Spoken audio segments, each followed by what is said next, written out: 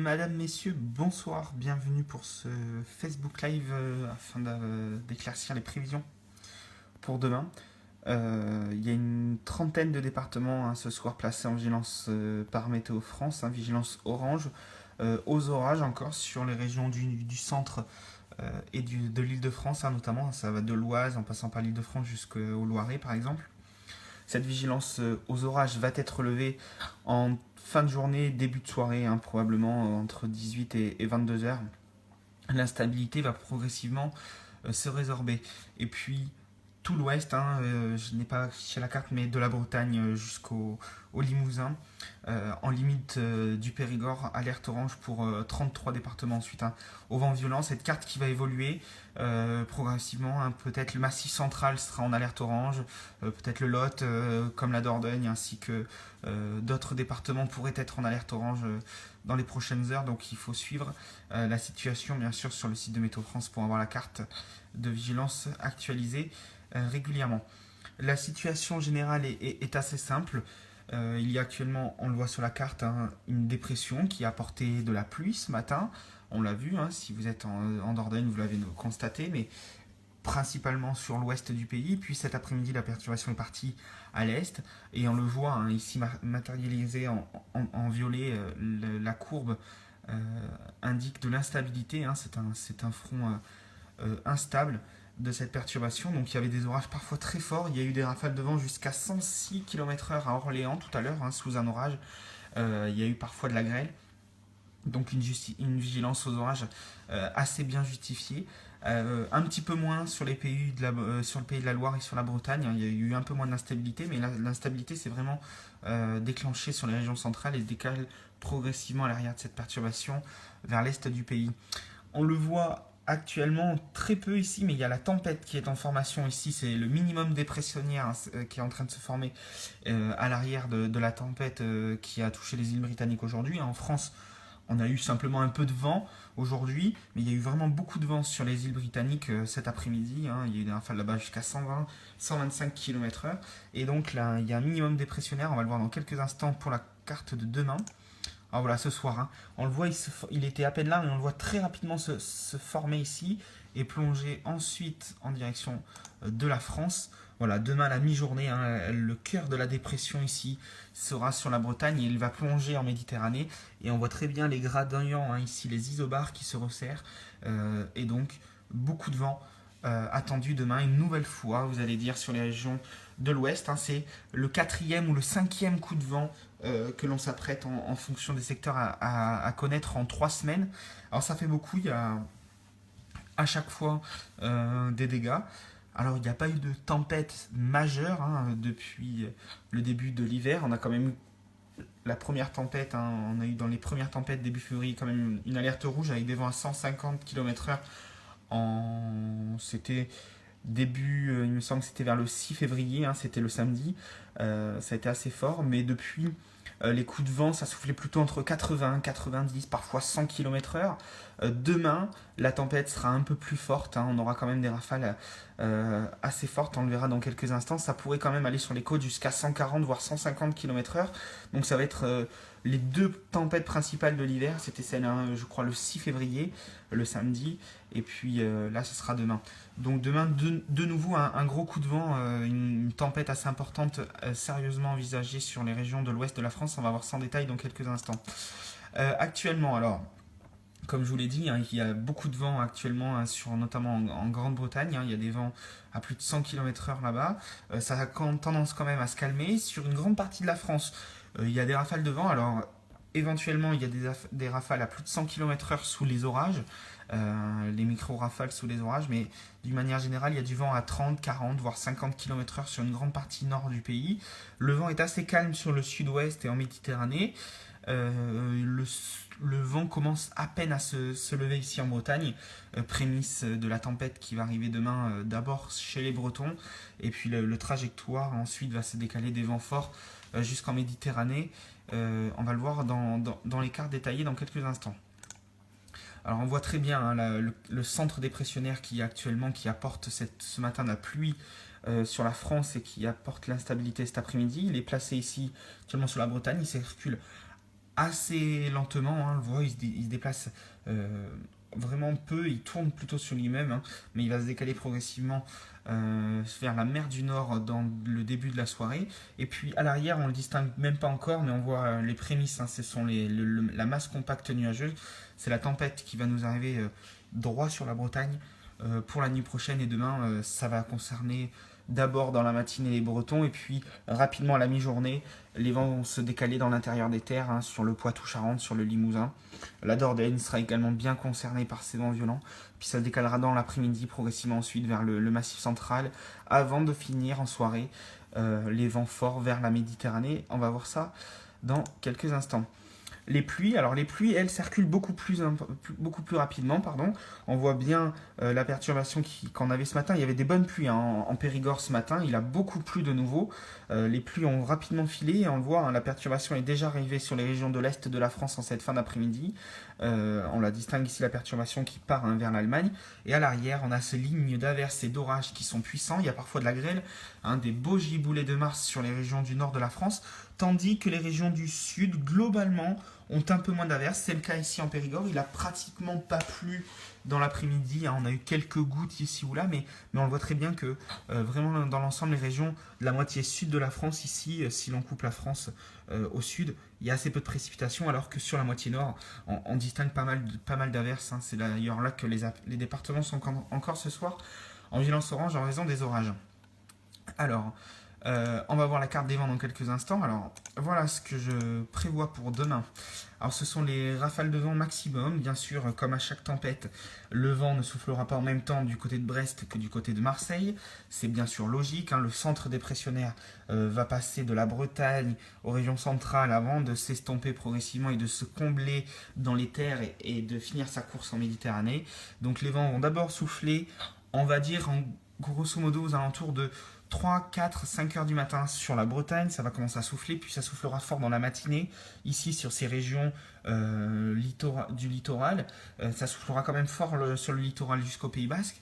Le grand sud-ouest, les grandes plaines du sud-ouest, hein, c'est-à-dire qu'au sud de la Garonne, les vents seront moins forts, en dessous de 80 km/h en rafale, sauf sur les cimes pyrénéennes exposées au vent de nord-ouest, hein, puisque le vent soufflera principalement d'ouest et ensuite au nord-ouest à l'arrière du front. Donc ponctuellement, même le vent soufflera même pratiquement jusqu'au secteur nord, mais globalement le vent soufflera entre l'ouest et le nord-ouest, hein, des rafales même principalement de secteur nord-ouest, mais il y aura les premières rafales seront d'abord de secteur ouest au début du front. Donc on distingue bien ici une bande centrale des Pays de la Loire jusqu'au sud, le sud de la région centre, le Limousin et le Poitou-Charentes une nouvelle fois qui seront durement touchés. Il y aura beaucoup de vent sur les cimes du Massif central et puis en soirée, ça ne touchera vraiment que la soirée, hein. Demain il y aura un temps assez humide mais le vent soufflera peu demain en Méditerranée. C'est vraiment qu'en fin d'après-midi, en début de soirée que les rafales de vent vont commencer à bien se lever près de la Méditerranée. Tandis que le calme sera rapidement revenu dès la mi-journée en Bretagne et il faudra attendre la fin d'après-midi ou le début de soirée sur les régions centrales, tout comme en Périgord, pour avoir une accalmie. On va dire que en Dordogne, les vents vont souffler vraiment assez fort entre 11 h demain matin et entre 11 h et 17 h. Et le vent sera pratiquement retombé complètement après 20 h demain soir, hein. Mais jusqu'à 20 h, il y aura des bonnes rafales de vent. C'est ce que l'on peut dire, hein, vous le voyez. Alors concrètement, on attend des rafales de vent les plus fortes probablement sur le sud de la Bretagne, sur le littoral, 150 km/h. Ça soufflera quand même fort, hein, sur tout le littoral atlantique pratiquement, hein, de la Gironde jusqu'à la Bretagne, jusqu'à 120 km/h. Un peu moins sur le Landais et sur le Pays Basque, hein, ça sera des rafales à 100 km/h, mais vraiment que sur le littoral, hein, des vents des rafales de secteur nord-est qui parviendront jusqu'au littoral. Dans les terres, le vent soufflera assez peu dans les plaines du sud-ouest. Ça soufflera 90 km/h dans le Bordelais, sauf le Haut-Médoc, hein. Le Haut-Médoc et le Haut-Libournais qui eux auront les secteurs frontaliers de la Charente, de la Charente-Maritime et de la Dordogne, eux auront des rafales ponctuellement, par exemple sur les hauteurs exposées du côté du Saint-Émilion à 100 km/h, mais partout ailleurs au niveau de la Gironde, ça sera un peu moins fort que les tempêtes qu'on a pu avoir précédemment. Même chose, hein, dans la Genée, ça soufflera à 80 km/h, ponctuellement 100 km/h, vraiment que sur les secteurs exposés, hein, du côté du Fumellois par exemple, hein, dans le secteur de Fumel, où les vents seront un peu plus forts. Mais on va voir ça plus en détail dans l'Aquitaine sur la carte précédente. Voilà, vous le voyez, en Méditerranée, le vent à 120 km/h, et puis globalement, dans les terres, on aura des vents les plus forts, hein, près du Poitou-Charentes. Ça soufflera à 120, 110 km/h, localement 120. Et notamment dans le secteur de La Rochelle, on le verra dans quelques instants. Et des rafales aussi à 100 km/h, vous le voyez ici dans le Massif central, tout simplement sur le relief, hein.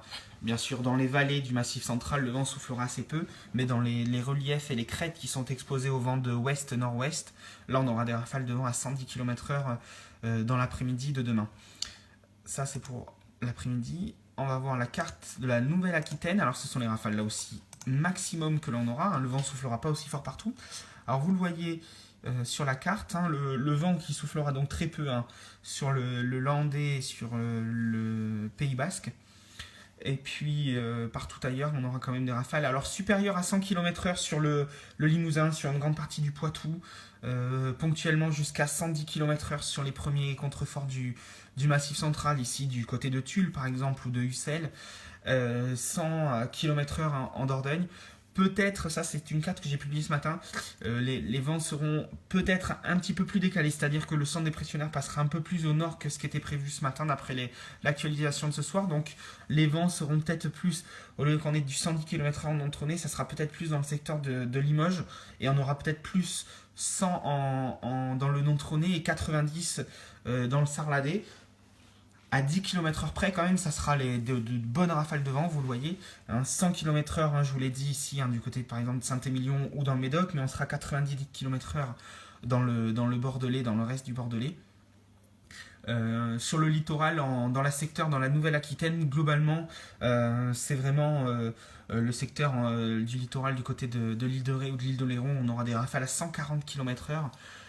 130 ponctuellement dans les terres, pas loin de La Rochelle, mais rapidement le vent sera un peu moins fort dans les terres, mais il y a un secteur globalement entre La Rochelle, Angoulême, Limoges et Tulle, et puis au nord entre Niort, Poitiers et Guéret, on a un gros couloir d'environ 150-200 km là ici, entre le nord de la Dordogne, hein, toute la Charente, une partie de la Charente-Maritime également, la Vienne, la Haute-Vienne, et puis la Corrèze aussi, hein, qui en fin d'après-midi, hein, sera durement touchée par cette tempête. Donc une tempête hivernale comme on en a de temps en temps, mais qui demande quand même une vigilance particulière. C'est pour ça que je vous rappelle, Météo France avait classé 33 départements déjà dès ce soir en alerte orange, et il y en aura probablement d'autres dans la soirée ou demain matin. Alors très en détail sur cette carte animée, alors on voit très bien les isobars un petit peu ici, la dépression actuellement que je vous montrais tout à l'heure sur la Bretagne, on voit très bien l'enroulement ici. Alors cette dépression va assez vite partir, on va le voir, voilà, en soirée. Les vents vont tomber progressivement, hein, là il y avait quelques rafales cet après-midi, on a eu des rafales à 50 km/h en Dordogne, mais rien de bien méchant. On commence à voir vers 1h du matin, ici, dans cette nuit, le vent qui commence à se mettre en place, hein, à souffler fort sur le littoral, enfin du moins en pleine mer, hein, encore sur le golfe de Gascogne, voilà. On va avancer jusqu'à demain matin. Alors demain matin, 7h, on voit très bien le centre dépressionnaire ici, 7h, 8h au large de la Bretagne.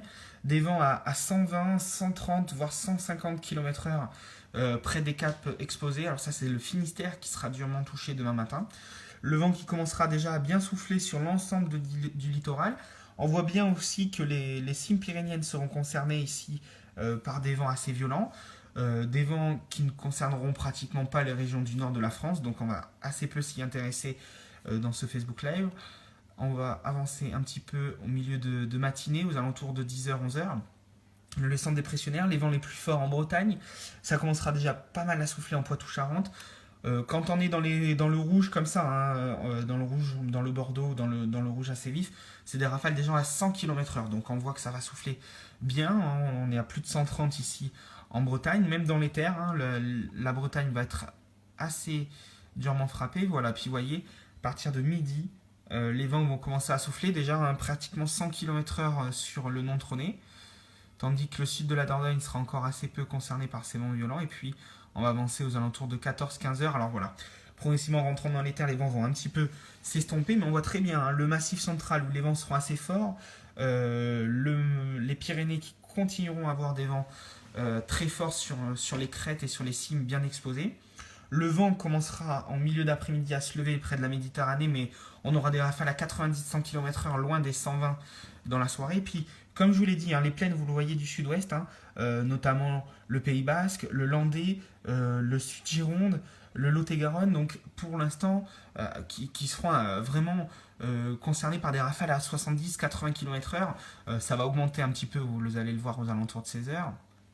Voilà, 15h, 16h, hein, c'est là où les vents, vers 16h, voilà, on voit très bien hein, la Dordogne, ce coup-ci concernée par des vents à plus de 100 km/h sur l'ensemble de son secteur, comme le Nord Gironde. Mais voilà, hein, comme je vous ai dit tout à l'heure, on le voyait très bien dans les prévisions, le Landais, le Lot-et-Garonne, voilà, on limite, mais tout ce qui est les Landes, le Pays Basque, eux, auront des vents vraiment assez faibles hein, dans les terres, des rafales à 50-60 km/h, mais il n'y a vraiment rien de méchant, tandis que le vent commencera vraiment à souffler fort hein, sur le littoral de la Méditerranée ainsi que sur le massif central. Et puis voilà, vous voyez, aux alentours ensuite, rapidement dans la soirée, alors je l'ai dit, hein, derrière, les vents baissent rapidement d'intensité. Et puis on retrouve ce couloir de vent assez fort. Hein, regardez, on va remonter en début d'après-midi.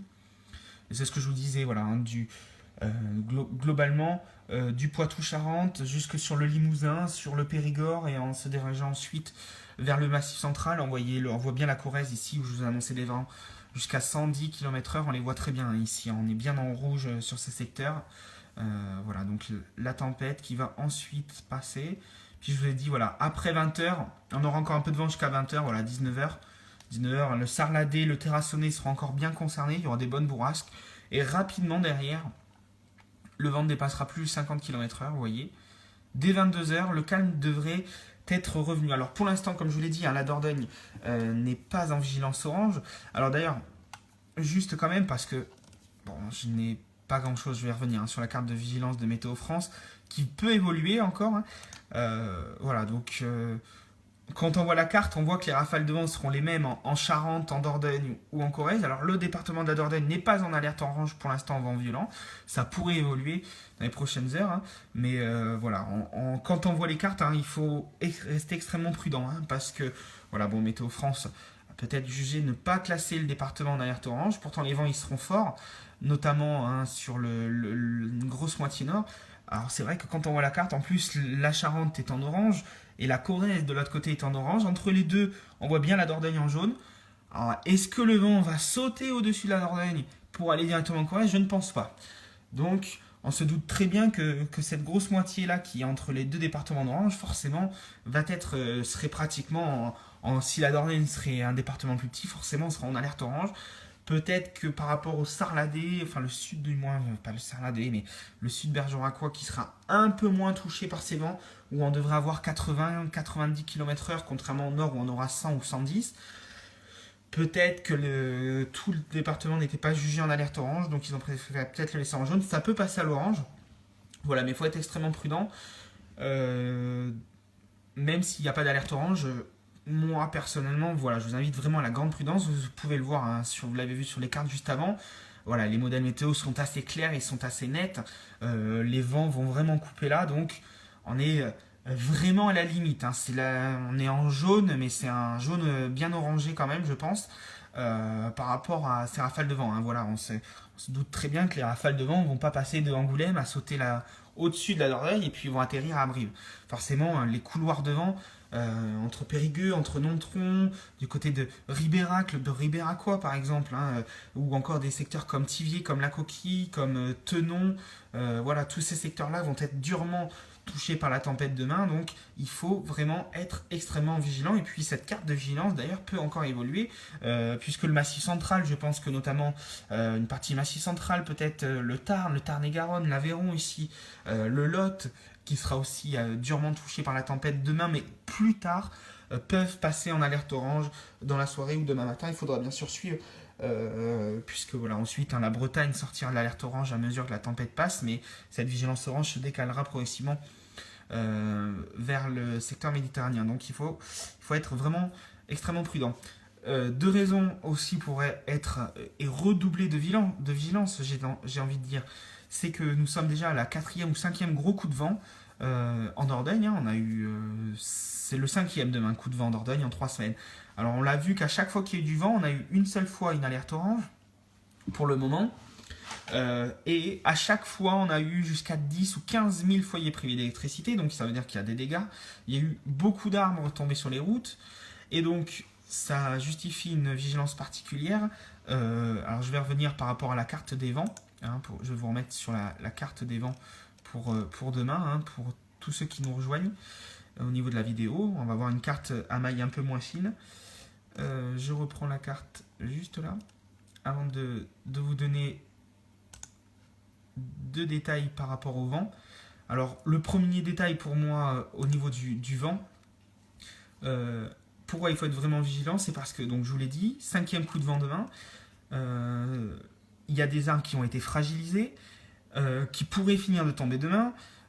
Donc ça pourrait engendrer des dégâts, ça pourrait poser des problèmes sur la route, ça c'est une certitude. Et puis, autre raison, par rapport au précédent coup de vent, c'est les sols sont détrempés. Alors on vous a parlé, et je vous en ai moi aussi parlé, cet hiver a été extrêmement sec. C'est vrai que depuis 15 jours il pleut un peu plus, et notamment depuis mardi dernier on a eu pas mal de pluie, il a beaucoup plu, il y a certains petits ruisseaux qui sont même en train de déborder. Alors il a beaucoup plu d'un coup, alors c'est pas pour ça que la sécheresse va s'estomper, du moins en surface, l'herbe et les sols vont être humides maintenant, ça c'est une certitude. Par contre, au niveau des sources souterraines, l'eau a du mal à s'infiltrer. Encore pour le moment, il y a tellement de déficits depuis plusieurs mois qu'au niveau de la sécheresse, on est loin de combler avec les 15 jours de pluie. C'est vrai qu'on a eu pas mal de pluie en 15 jours. Par contre, on ne parle pas de la sécheresse là, mais je reviens sur ça. Là, les sols sont détrempés. C'est vrai qu'il pleut, les sols vont être mous, il va encore pleuvoir demain. Donc c'est vrai que le moindre coup de vent par rapport à ce que l'on a pu avoir au début février quand il y a eu les tempêtes, où les sols étaient secs et les arbres beaucoup plus stables, là les arbres qui ont commencé à pencher avec les sols mouillés peuvent tomber beaucoup plus facilement. Donc c'est une raison supplémentaire pour être extrêmement vigilant. Et voilà, et c'est vrai que quand on voit la carte des vents assez forts demain, on voit très bien que la Dordogne est complètement concernée. Donc la Charente est ici, la Corrèze est là, donc c'est vrai qu'entre les deux, nous sommes là et que les vents sont aussi forts. Donc je ne sais pas pourquoi l'alerte orange n'a pour l'instant pas été déclenchée. Mais bon, on verra bien demain au niveau des dégâts ce qu'il y aura eu. Bien sûr, il faut quand même être extrêmement prudent puisqu'il y a quand même une vigilance jaune et qu'il ne faut pas négliger bien sûr la vigilance jaune qui avertit toujours de ces risques-là. Donc voilà, au niveau de la tempête demain, donc on a pu le voir, des rafales jusqu'à 100 km/h en Dordogne. Voilà, donc j'ai fait un point un petit peu long sur les prévisions pour demain, parce qu'il y a pas mal de secteurs concernés, une nouvelle fois, et que l'on a aussi donc cette tempête et sur ces secteurs-là. On va faire beaucoup plus rapide les prévisions pour la semaine. Ça va être très vite, puisque en fait, on va partir au niveau des températures d'abord, puisqu'il y a 2 points à préciser cette semaine. C'est d'abord le retour enfin au calme. Le temps va devenir de plus en plus sec au fil des jours. On va avoir la semaine va être tranchée en deux. Enfin, on va dire que la semaine entière va être agréable et qu'il y a un véritable changement de temps de nouveau le week-end prochain. Du moins, changement de temps, surtout au niveau thermomètre. On va passer pratiquement d'un temps printanier à un temps hivernal. Vous allez voir, les cartes parlent d'elles-mêmes. On va perdre parfois 10 degrés en 24 heures. Alors, nous sommes sur les températures là, actuellement de dimanche après-midi. Voilà, donc je vais vous présenter, alors on va partir à partir de mardi. Mardi après-midi, le temps sera encore un petit peu humide, les températures un peu basses, on le voit dans le sud-ouest, 9 à 12 degrés. Les moyennes de saison en Dordogne actuellement sont aux alentours de 13 degrés l'après-midi, et le matin il faudrait faire entre 4 et 5 degrés, l'après-midi entre 13, on va dire 13-14 degrés en début mars, ce sont les moyennes de saison. Donc on sera un peu inférieur à ces normales de saison pour la journée de mardi.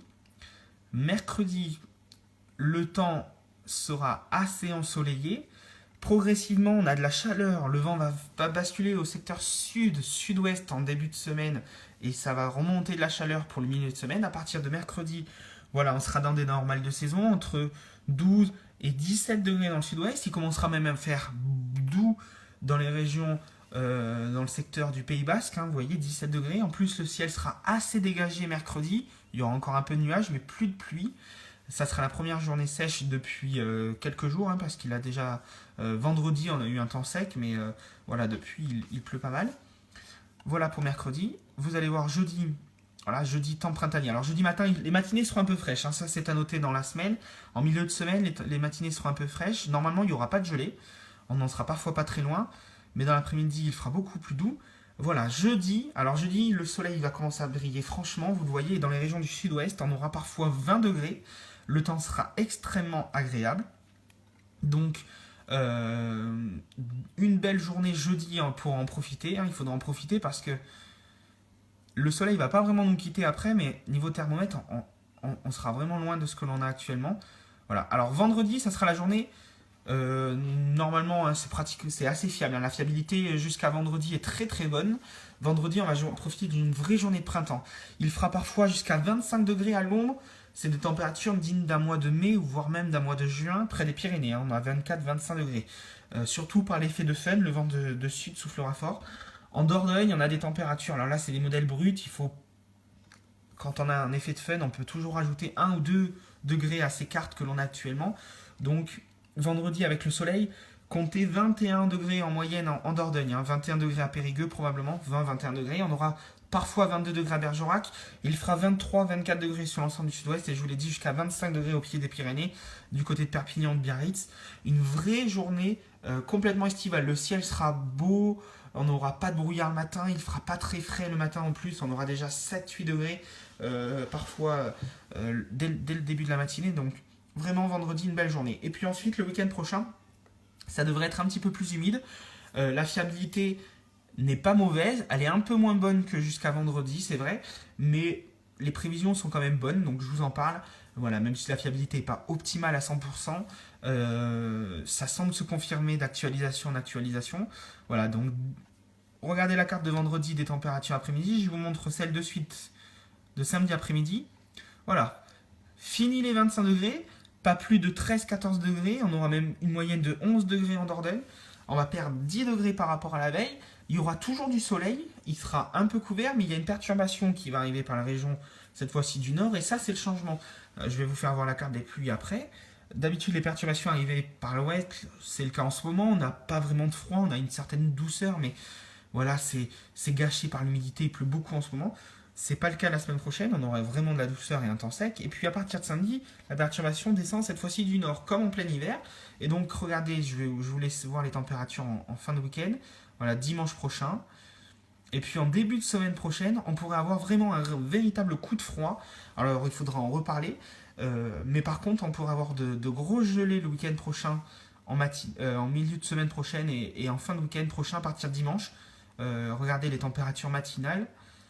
Elle parle d'elle-même. Hein. Des gelées vraiment partout, une carte complètement bleue et des températures parfois à peine positives l'après-midi, à tel point que dans certains secteurs du nord de la France, on pourrait même avoir de la neige en pleine à partir de dimanche. Donc il faudra vraiment suivre de nouveau la situation. C'est-à-dire qu'entre vendredi, où on va avoir 25 degrés dans le sud-ouest et 17 degrés à Paris, ça sera un temps idéal, une vraie journée de printemps, on va avoir derrière un gros coup de froid.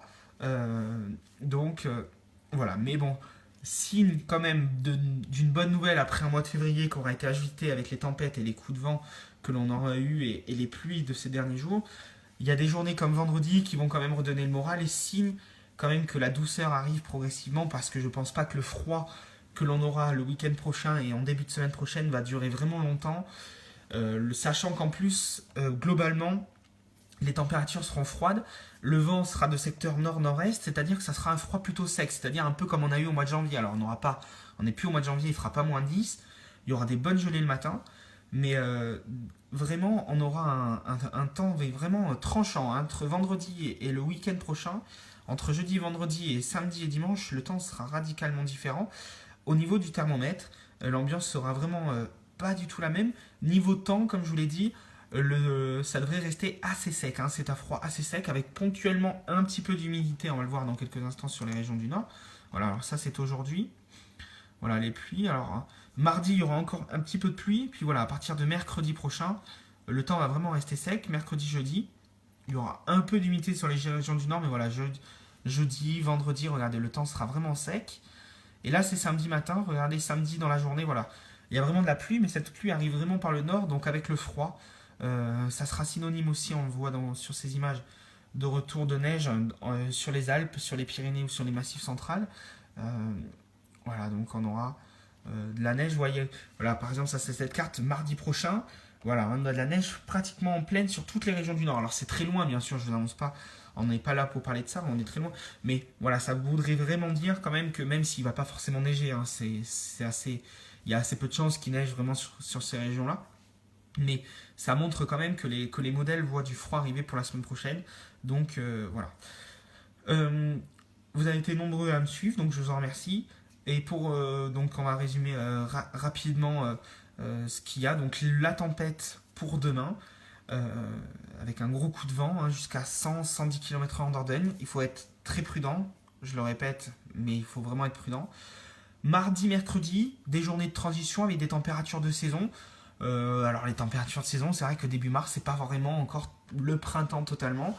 Il fera pas mauvais par rapport aux jours précédents. On aura déjà un peu de soleil, donc ça ira un peu mieux. Jeudi, vendredi, beaucoup de soleil, du matin jusqu'au soir, parfois quelques nuages, mais voilà, l'ambiance sera printanière. On aura, je vous l'ai dit, des températures jusqu'à 25 degrés dans le sud-ouest. En Dordogne, il fera entre 20 et 22 degrés, donc ça sera très, très, très agréable. Et par contre, coup de massue à partir de samedi. Gros coup de froid, ou du moins, je vais mesurer mes mots pour l'instant. Gros coup de fraîcheur, on va dire. Retour dégelé le week-end prochain, pratiquement partout. Alors bien sûr, hein, il peut geler, on n'est encore que le 5 mars, j'ai envie de dire. Par contre, je ne sais pas si c'est comme ça chez vous, mais si c'est comme chez moi, je vois que les arbres fruitiers commencent à avoir certains, et notamment les cerisiers, commencent à avoir les bourgeons pratiquement prêts à éclore.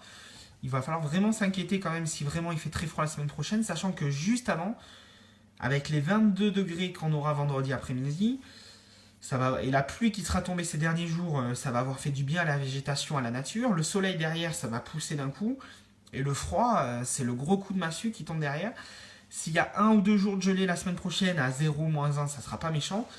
Si les modèles voient juste, c'est-à-dire ce qu'on voit ce soir, des gelées à -3, -4 degrés pendant plusieurs jours, là c'est beaucoup plus inquiétant. Donc je vois des commentaires certains dans la vidéo qui marquent la végétation ne va pas aimer. Alors ça c'est sûr que la végétation ne va pas aimer le retour du froid la semaine prochaine, sachant que je vous ai fait voir les températures du matin, mais dans l'après-midi, il y a certaines après-midi, notamment dimanche ou lundi prochain, on aura 5, 6, voire 7 degrés grand maximum, hein, c'est-à-dire des températures du mois de janvier, alors qu'au mois de 2 jours avant, le vendredi, on aura des températures 25 degrés dans le sud-ouest, c'est des températures que l'on a fin mai, début juin. Voilà.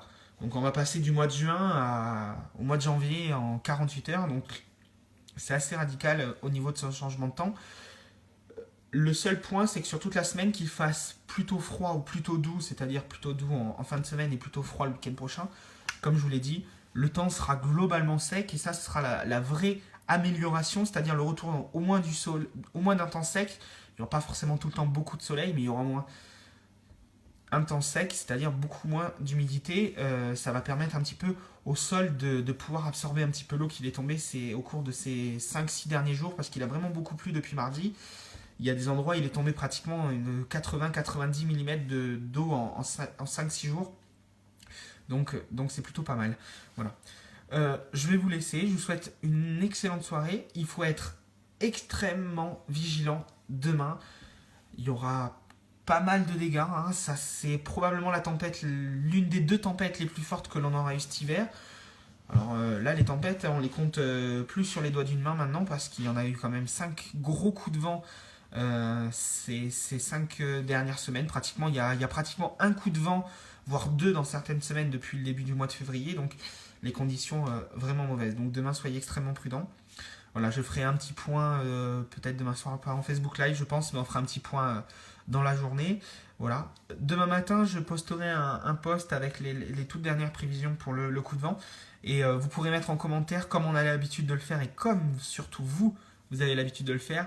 Vous pourrez noter comment la situation, quelle est la situation chez vous pour tenir informés les autres usagers parce que demain c'est la reprise, fini les vacances, donc il y aura demain beaucoup de monde de nouveau sur les routes du travail ou le chemin de l'école.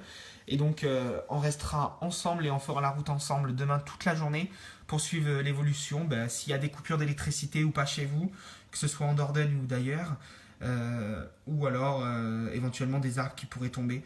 Avec ces sols détrempés, les sols mous, les arbres pourraient tomber assez rapidement demain aux premières rafales de vent, donc ça pourrait avoir des conséquences sur le réseau téléphonique, électrique ou encore sur le réseau routier. Donc demain, je compte sur vous, on fera comme d'habitude la route et la météo ensemble. Je vous souhaite une excellente soirée, un bon fin de dimanche et puis bon courage à tous ceux qui reprennent l'école ou le travail pour demain si vous aviez la chance d'être en vacances.